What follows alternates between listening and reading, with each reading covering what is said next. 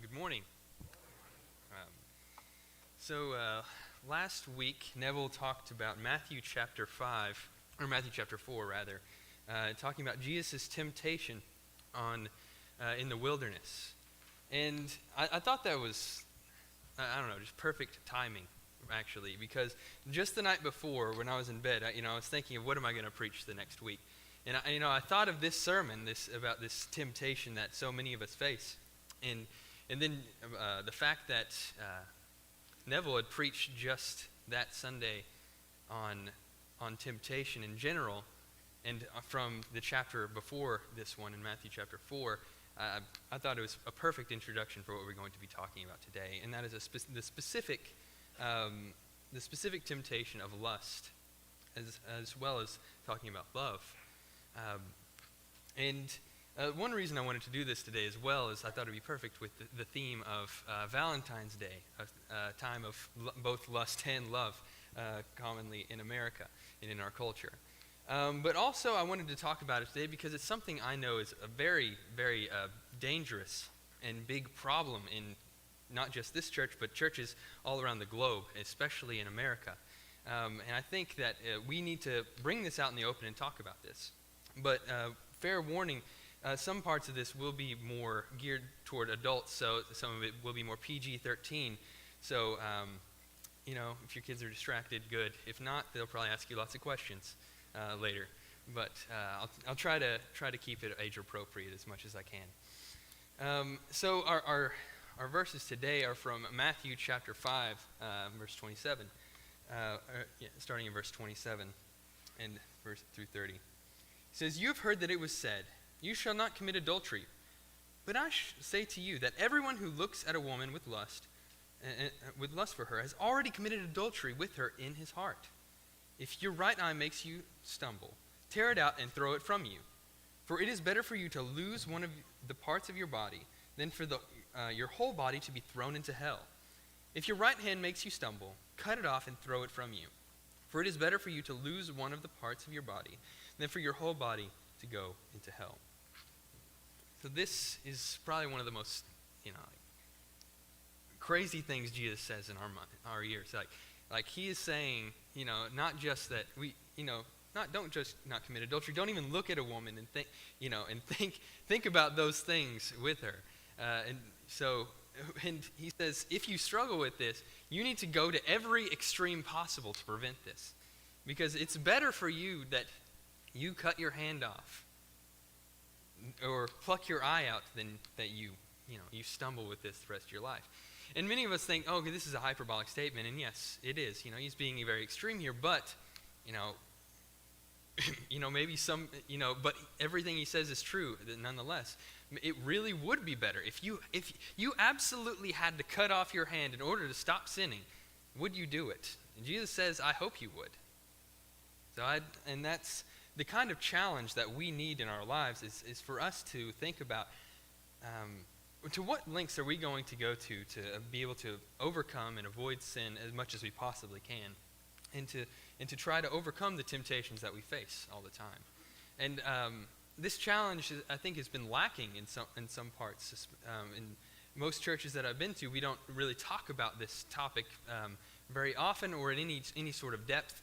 And so that's what I wish to do today, is to present this to you, because I know how much young teenagers struggle with this, how college students struggle with this, how adult men struggle with this. And not just men, women can lust too. It's maybe not as common as we're going to see today, but it is nonetheless still a problem for every, and it can happen to anyone. So we need to be aware of that. So the difference between there's a difference between love and lust, and I think many of us already know this, so this might not come as any surprise to you. So lust is really just any sort of sexual desire for some, and it really is just a sexual desire. It doesn't even matter about the spouse, but I include this part in parentheses because that sort of desire for your spouse is okay according to the Bible. That's perfectly fine. If you read, Song of Solomon, or Song of Songs, that's, definitely going to be in there If you haven't read that book, it's a shocker for you probably. Also, you see, various verses in Proverbs about, being satisfied by your wife and things like that. I won't go into any that great detail either. So, the Bible's perfectly fine with that. But lust seeks self-gratification. It's all about the self. It's all about what you want, what you can get, and what you can get from that other person, while love seeks to gratify others. As we see in this, very famous passage from 1 Corinthians 13 on love, love is patient, love is kind, love is not jealous, love does not brag and is not arrogant, does not act unbecomingly, it does not seek its own. It is not provoked, does not take into account a wrong suffered, does not rejoice in unrighteousness, but rejoices with the truth, bears all things, believes all things, hopes all things, endures all things. Love in this passage it's not easy. It's one of the hardest things here. How many of you, it doesn't brag, it doesn't act unbecomingly, it isn't jealous. You know how hard it is not to get jealous. I'm sure a lot of us have struggled with this at some point in our life. And being patient, or as the King James said, it suffereth long. So it means you're able to suffer a long time with someone. If there's, one thing, that we've learned in this pandemic, it's patience and suffering for a long amount of time. And so none of us really enjoy any of these things. And so we think of this as a beautiful passage, and it is, but in reality, it's very, very difficult to live up to this standard. And so lust is really the antithesis to love in this respect. If you just have a lust or a desire for your spouse, and without love, it's obviously not going to be much of a marriage. It's obviously not going to last. And so love needs to be the basis of our relationships and everything of that sort. Next is also lust objectifies people, while love respects people. Lust, whenever you lust after someone, you are just looking at them, and it's just for self-gratification. It's all about you. It isn't about the other person, their feelings. And so you're putting yourself over the personhood of that person. If you aren't looking at them as a person, you're just looking at them as some sort of object. So we need to realize this, that is one of the negative aspects about lust, is that you aren't really respecting them as a person made in God's image. And so that's one of the many dangers of lust. But there's also a lot of destructiveness that is caused by lust. And we just have to look at the world and we can see that. But we don't just have to look at the world, sadly. We also can just look at the church and see how destructive it has been within our own congregations.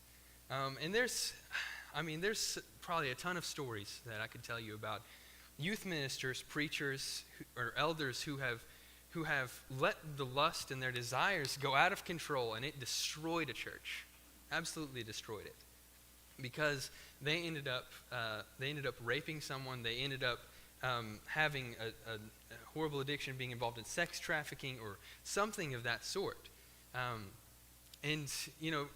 We don't have to look any farther. Just like this week, it was on the 11th, actually, a new release was on the investigation of Ravi Zacharias' activity was released. So if you don't know who Ravi Zacharias is, he is a Christian apologist, or he was before he died. He died, I believe, it was either late 2019 or sometime in 2020. And he was a very, very famous Christian apologist. And what that means for you people who don't know who an apology is, all that means is he is someone who defends the faith against arguments, usually against theism, people who are saying that God doesn't exist, or people who don't think Christianity is like the one true religion. So he went around the world telling people about this. He even had an organization named after him, and they train up apologist. So he's a big-time guy. He's, world famous. And he was involved in sex trafficking, pornography addiction, and all sorts of other terrible things where he would take advantage of women and end up, trying to hide it and manipulating people. And so this is all coming out after his death, and it's really tainted his whole entire ministry that's gone to defending the gospel, and it's really disgusting and horrible. We need to realize that these great men that we think are so amazing, they aren't untouchable. Satan, certainly had a grip on him. And he's had a grip on many church leaders. So we need to realize that this is an actual danger that we need to be concerned with. So, if you're tempted to tune out about this sermon because it's on something uncomfortable, something awkward, please don't, because we really need to actually listen to this and think about this. So lust can destroy our social relationships. It destroys our families. Just my very own family. I have a family member who just got a divorce last month, and she's my age, and she got a divorce because her husband was addicted to pornography. And that was that's horrible to think about. But it's not just that's just one example. I know another person from my own school who's my age. They got a divorce a year ago because he was addicted to pornography, and there's other issues with that, but there's a lot of problems that can come from uncontrollable lust and not controlling you. So it can destroy a marriage, it can destroy a family, it can destroy friendships and relationships in church. But also it destroys your spiritual relationship. We've already discussed how in Matthew chapter 5, verses 27, how we aren't just not supposed to commit adultery, we're not supposed to lust either. So lust obviously separates you from God, and it's something that displeases him greatly. Lust destroys your relationship with yourself. If you let it control you, it will destroy you psychologically. You will loathe yourself because you're letting something else control you and enslave you that you feel like you don't have any control over. So this is a very dangerous thing that we shouldn't toy with, something that we shouldn't mess around about. And we need to really seriously talk about that. And I hope that this sermon today will help us as we go about, and we won't just go from here and go to lunch and forget about it, but we'll actually think about, okay, maybe there's something I need to do to help out, the people in these pews with this problem. So, but I wanted to also talk about modesty, because I think that they usually get lumped together, and I think that we need to talk about this. It's not just, we usually try to look at modesty as a solution to this. But modesty is not really the greatest solution to this. Rather, it's self-control. Jesus places the burden on the person who's lusting, not on the person who's being lusted after, right? And yet there's people who make a way bigger deal about the length of a woman's pants, or if they are showing their shoulder or something like that, rather than men controlling their own thoughts in their minds. So in the Bible, modesty, when it talks about modesty, it isn't talking so much about not provoking lust in another person. It's talking more about not being showy, not trying to draw too much attention to yourself, because it's not what Christianity is about. We can see, just for example, 1 Timothy 2:9-10. Likewise, I want women to adorn themselves with proper clothing, modestly and discreetly, not with braided hair and gold and pearls or costly garments, but rather by means of good works, as is proper for women making a claim to godliness. And I've heard several explanations of this. One explanation is that, they have, braided hair and golden pearls was kind of what the prostitutes would wear in those days. Maybe that's true, but it's also so they wouldn't draw attention to themselves in the assembly, because that's not when you gather together, whenever you are just around people, it isn't about, look at me, look at how, great, I'm dressed with all these great, my great earrings and necklace. It's it's about, more the inner person. And I think that's what, 1 Peter talks about as well, whenever he talks about women in marriage and, being modest and it being about your character rather than about your clothes. So I think that the real principle of modesty that we need to think about is love and care for other people. You shouldn't dress modestly because you're because someone tells you to. You shouldn't dress modestly because it's just the rules, but you should dress modestly try to be considerate of other people. Try to think about how does how I dress affect other people. And I think that both parties, both the person who's dressed, the person who's lusting and the person who's not, they both are responsible, somewhat. But I think the real burden is on the person who is lusting. And so, if you want to, I think that it's a good and a kind and considerate thing to try to dress modestly. Try to dress in a way that isn't ostentatious and a way that doesn't try to draw attention to your sexuality, because you're trying to be nice to other people. Because yes, everyone is sexual, right? Everyone can have those desires. So trying not to draw that kind of attention to yourself is probably it is encouraged. So that's one reason I think that we should make less of a focus, especially in our teens, less on rigid rules on how to dress. Your shorts have to be down to or past your knee or something, or instead make it more about helping the guys be able to control their emotions, be able to control their hormones, and be able to control their control their thoughts. I think that's where a lot of more of the focus should be, and not that the other isn't important as well. But I think that out of this problem with lust, pornography is probably one of the biggest and most prevalent things within churches and outside the churches as far as uncontrollable lust goes. And it has... Okay, that was actually just a repeat slide. But I wanted to talk about why pornography is morally wrong for several reasons. It's not just, it provokes lust. This is the main one. That's a given. That's its entire point is to do that. Its whole entire existence is to do that. So it is inherently wrong for that purpose. But for Christians, that's why it's wrong. But also, it's selfish and objectifies humans, as lust does. But it also fuels human trafficking, and that's something that people might not know, is that this increases the demand for human trafficking, and a lot of the porn industry actually, it takes people that are being trafficked as well.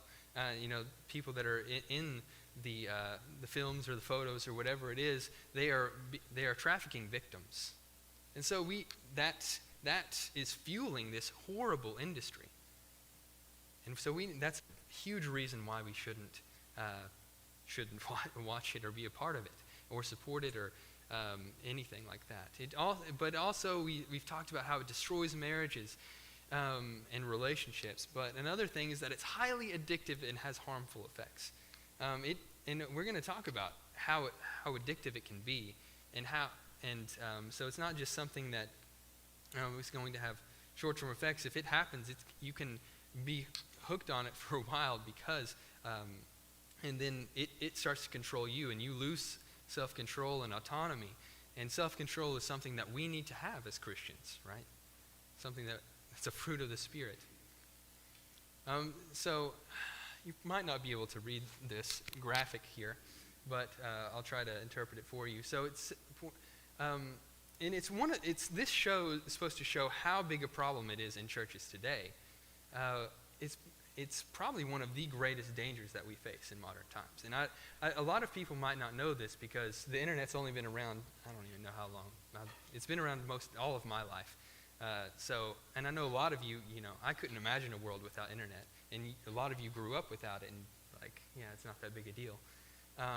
But for us who grew up with internet all your life, that means that pornography has been there all your life, because as soon as the internet came up, so did that. Because of this, 41% of Christians, males, ages 13 to 24, so my age down to 13, age 13, view or use pornography at least twice a month. And this was a research study done in 2016 by Barna Group, which is a Christian, they're a very professional Christian research organization.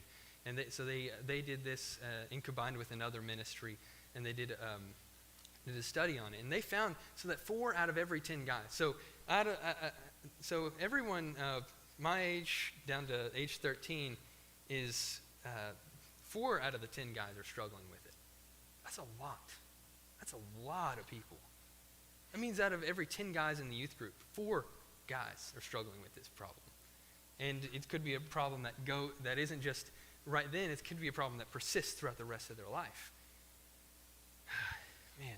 And so the numbers since the study in 2016 might have gone up because the internet's still there. Nothing has really been done to really prevent this. And so it's probably gone up, if anything, because new kids are now turning 13 and have been introduced to this.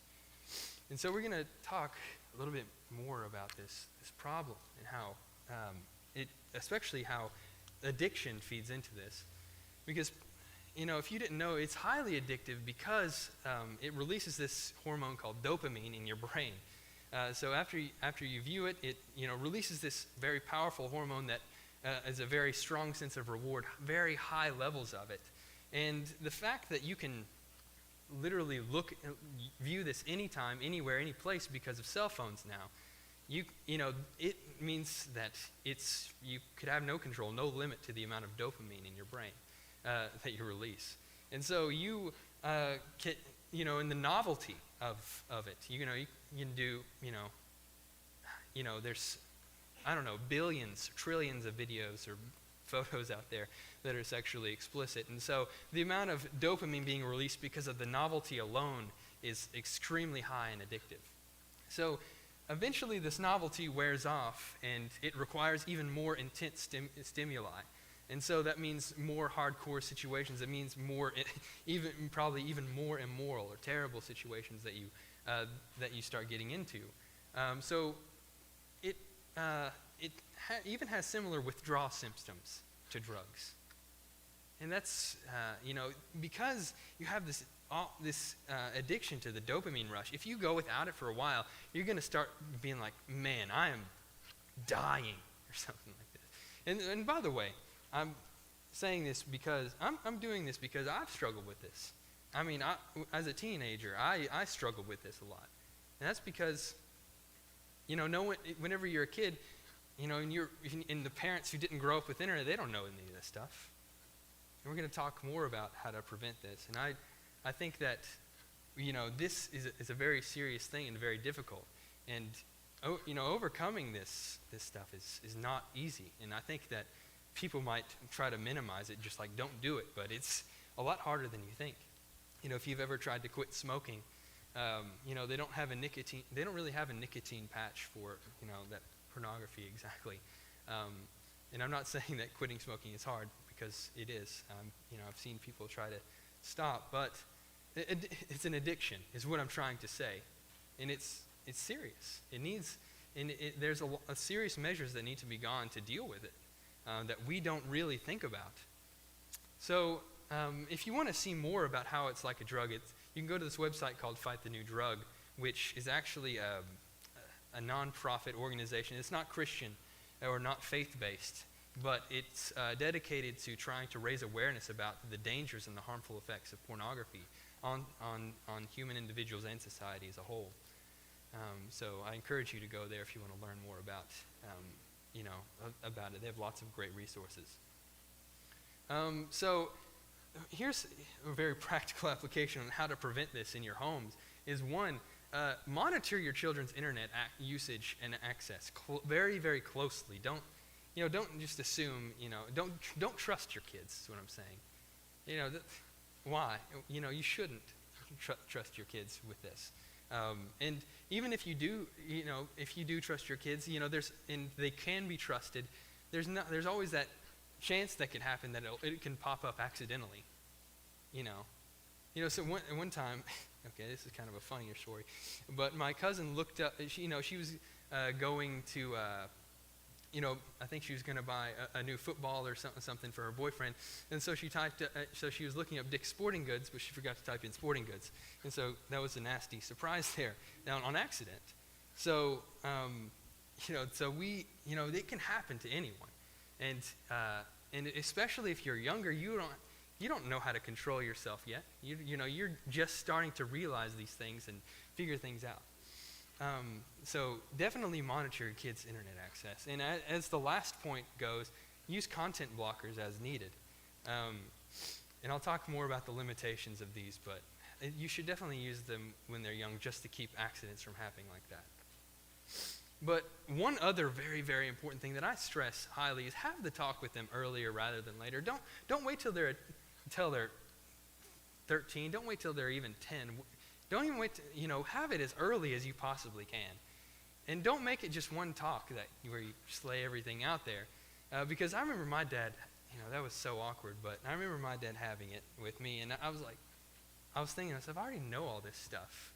It's like, all my friends talk about this stuff right now. So it's like, they aren't going to learn it from you. If at the age of 13, they've already learned it long ago, because especially if they go to public school. And I didn't even go to public school. So that just shows you that there's no blocking it from your kids unless you live on an island alone. So you need to have the talk with your kids, and also just talk with them early on. Very basic stuff. And the reason I stress this is because kids will go searching for these things because they have all sorts of questions. They're like, I don't understand. And it's really weird to talk about this with my parents. So I'm going to go to the one place I know where I can find answers, Google, right? And so they find stuff, and they find stuff that they really didn't want to see, this is exactly what happened to me. And so I really, really stress this. And I hope that you can have these types of conversations so that, one, they won't have to go to the internet to search for answers for these questions. You can provide them and be a resource to them because, you're their parent. That is your job. Next, the next reason I stress it is because internet is, not a very good teacher, and their friends are going to tell them, as I said, their friends are going to tell them at a very early age. It could be, first grade where they learn about this stuff from a kid at school. All that it takes is one kid with a cell phone to show them this stuff. And so you need to tell them about this as early as you possibly can. And I cannot stress that enough. I hope that you take that seriously. So how do you deal with a porn-addicted partner? And I'm going to be a professional. I'm not a professional on this. I want to make that very clear. So take this as just very generic advice. And if I'm wrong on some of these things, I apologize. But one thing I think that won't hurt is having several honest conversations about it. And if you need to talk to your partner about this. And if you're the one struggling with it, you need to open up to someone, especially if it's your partner. You need to be open and honest with them about the struggle that you have. But you also need to try to be understanding as you can about their situation. And this is if they're really trying to get help. There are people out there who maybe just use it. They make excuses, and they aren't really trying to get help. They don't really truly want to get better. And hopefully these people, you don't want these people to take advantage of you. I don't want that to happen. But I think that you need to, especially in the beginning, you need to try and be understanding as you can that this is a struggle that they have that might have been brought upon them by accident when they were a teenager. It might have been brought upon them when they were a kid. And so try to be patient with them if you can. and also hold them accountable. You don't, try to catch up with them every day. Talk to them about it and make sure that you have conversations about what they're struggling with that day. And as awkward and awful as that can be, it'll help you hopefully grow closer, and it'll help the other person. And this is, by the way, this list is by no means comprehensive. There's so many individual situations that you could get into. I don't want this to be overly simplistic, but I think this can apply to several situations. The next and the last thing I'm going to talk about is how to recover if you're struggling with this. And I guarantee there's at least, there's probably at least 5 people in this audience who struggle with this. And so I think that you should confess it to others. Talk to someone else about it. Preferably someone older than you. Unless if you're an older person, I guess he can be someone younger than you. But if you're younger, if you're in your 20s, if you're in your teens or younger, then I want you need to talk to someone older about it, about this struggle, and hopefully try to get accountability from them. Get professional help if you can. I know at college, there was basically most of the guys I knew had a problem with this. So if you need to get an accountability partner, but also get counseling if you can. And we have a licensed counselor who deals with this stuff every day as for our preacher, Neville. So, Neville can, if he can't help you, he can find someone who can deal with this and help you. So use content blockers in the beginning is another thing. This is not a permanent solution. I know people who, they think that this is the solution to all their problems, but it really isn't, because you always find a way around. It doesn't really get to the core problem, and that is your lustful desires, and it doesn't teach you self-control. What it does is it just is one more hurdle for you to go over. And let me tell you, if you're addicted to something, you will jump over plenty of hurdles to figure out how to do it. So content blockers, they can be helpful for just giving you something to help prevent it, but that's just one thing. But the main thing I want you to know and take away is that you need to love the truth. And you need to love the truth so much that you actually believe it more than you do the lie that you've been feeding yourself for who knows how long. And this is the real true way to overcome it. And I can tell you from my personal experience, I've had except for the counseling, I've had all those other things up there, and none of them helped me near as much as loving the truth did. Because loving the truth made it a personal choice. It's like I can either choose to do what I want to do, or I can choose to do what is actually true and what is right. And you might be thinking, this feels good, it's amazing. Life is going to suck without it. And I remember, one time when I was struggling with this, when I made that actual decision to quit, I said, I'm going to love the truth. I will suffer the rest of my life if I have to, but I'm going to choose to love the truth rather than this addiction. And that's what it did for me. And at the time, my heart was racing for an hour, because I was, I guess, having withdrawal symptoms. I was feeling extremely depressed and horrible and isolated and alone. But I said, I don't care about all that stuff. I will go through that, but I'm going to love the truth because I know that is what is right. And I think that this verse really helped me. And it's a statement of faith from Moses. By faith, Moses, when he had grown up, refused to be called the son of Pharaoh's daughter, choosing rather to endure ill treatment with the people of God than to enjoy the passing pleasures of sin. So Moses, when he could have chosen to live a very, very enjoyable, exciting life, and as Pharaoh's son, but instead he chose to suffer his whole life. He chose to endure going through the wilderness, that hellscape with these complaining Israelites, with a brother and sister who kind of wanted to make him stop being leader, with everyone turning against him except for God. He chose that, and so that is my encouragement to you. So if you struggle with this, please love the truth, but also get as much help as you think you need. Talk to people. Open up about it. Because it's only by going into the light, only by bringing it to light and letting others share that struggle with you, that you will be able to overcome this temptation.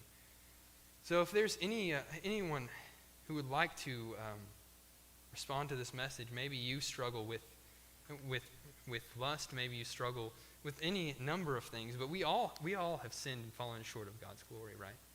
We all need a Savior. We all need someone who will rescue us from this bondage of decay. And Jesus did that. Jesus is the one who gave us the truth. Jesus is the one who loved us enough to die for us. And so that we can be free from this sin, so that we can have the Holy Spirit who will help us with and be a helper for us as we are going through this. So if you want to receive the Holy Spirit, if you want to be a child of God, if you want to have forgiveness for your sins, you have that opportunity right now as we stand and as we sing this song.